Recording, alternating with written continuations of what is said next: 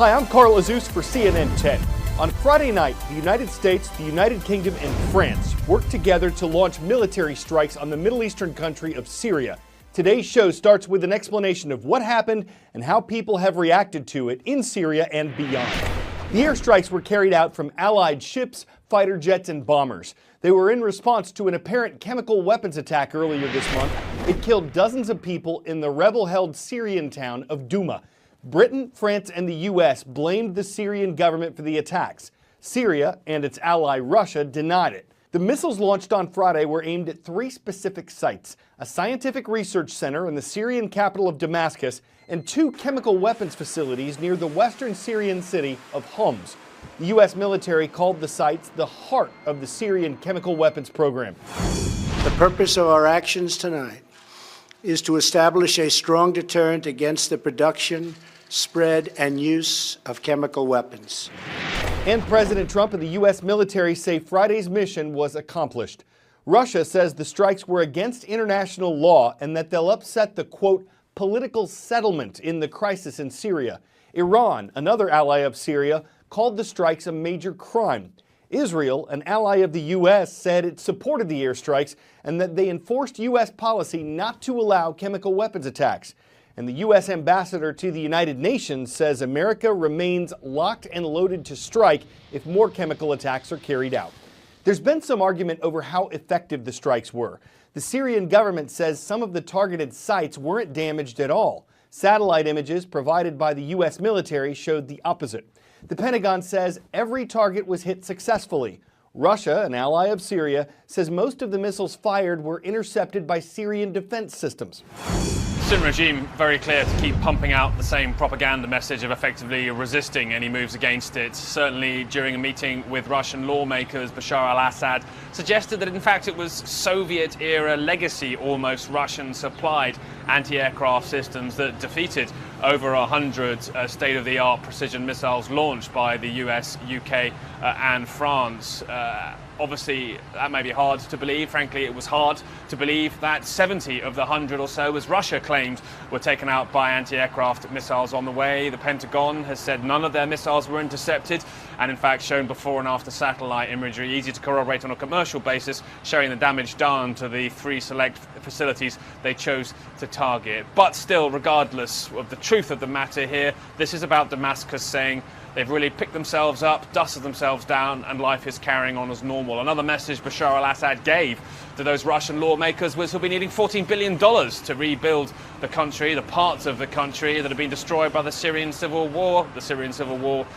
Much of the destruction of which his military and backers have been behind. So Damascus really, I think, perhaps thinking they've dodged a bit of a blow here. It's unclear whether they've actually taken on board the message that the use of chemical weapons will lead to a Western response like this. It was a comparatively small amount of their infrastructure that was indeed targeted, but I'm sure in Moscow and Tehran they're asking themselves whether or not the last week, frankly, was worth it, and whether they're pressuring Bashar al-Assad to again not use weapons of this sort. 10-second trivia. Where would you find Grimaldi, Copernicus, and the Sea of Clouds? The Sistine Chapel, the Circuit de Monaco, the Orion Nebula, or the Moon?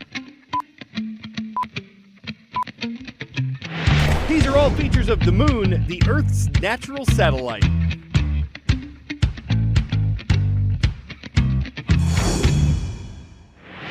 And that is our next stop today on CNN 10, to the Moon. Now this here is what that satellite looks like in 4K, or ultra high definition resolution. It comes to us courtesy of a NASA mission launched in 2009 called the Lunar Reconnaissance Orbiter mission. Its cost is an estimated $583 million. Its goal is to make detailed maps of the moon. So this is a virtual tour. If you'll kindly return your tray tables to their full upright position and direct your attention through the window, you'll see what the terrain looks like on the moon. And you'll get a pleasant glimpse of the Oriental Basin, which stretches about 580 miles wide. Our next point of interest is the moon's south pole, which is believed to be significantly colder than the Earth's south pole. In the years since this mission was launched, it's sent back some highly detailed views and led to what scientists call some groundbreaking discoveries. For instance, they believe the coldest spot in our solar system isn't on the planetoid, formerly known as the planet Pluto, but instead on the moon. where temperatures can plunge to negative 415 degrees Fahrenheit. So if humans set foot on the moon again, they won't be able to grill out. Okay, back on Earth, a CNN hero is helping others like her do something that their doctors never thought would be possible. She's helping them walk again. Amanda Boxtel says a bionic exoskeleton suit can cost $90,000. But the nonprofit company she started has brought more than 60 people in her community the ability to walk without the cost of the suit. When I dream, I fly, and I have freedom. I can't get enough. And if I wake from those flying, magical places, it's always just this harsh reality of, oh, you're paralyzed. 26 years ago, I went out skiing, and I remember I somersaulted. I landed on my back, and I knew in that instant that I was paralyzed. I was so young.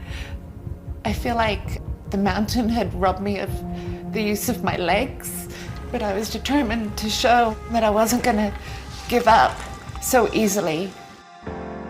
I had imagined myself being encased in an outer shell and walking upright. Yeah, let's do it. And then I received the phone call that changed my life. I was invited to test a prototype exoskeleton. I stood up and I walked for the first time in 18 years, and it was as if all of my dreams were burgeoning to life in one upright, powerful moment. Right now, I have no pain. The exoskeleton takes away my pain. This type of technology, it's not easily accessible, it's not affordable, and I thought we could get a whole community up and walking with this unit. Why not? Bridging Bionics literally bridges mobility with bionic technology. We are truly giving the gift of mobility for free or next to nothing to help our community get upright and walking again. Push back, yes. We have physical therapists that work one-on-one with our clients. It's a customized program geared to each neurological condition. You don't know how bad my legs needed this. Before working out with Bridging Bionics, making a step by myself wasn't a possibility. But then after, my muscles started working together in ways that they weren't before, to the point where I set my goal to walk across the stage for my graduation. Felt good to gain stuff back and be able to say, this is my moment.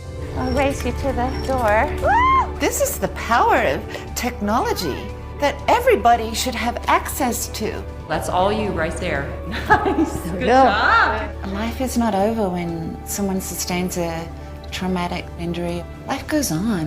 It's just a little different, and that's okay.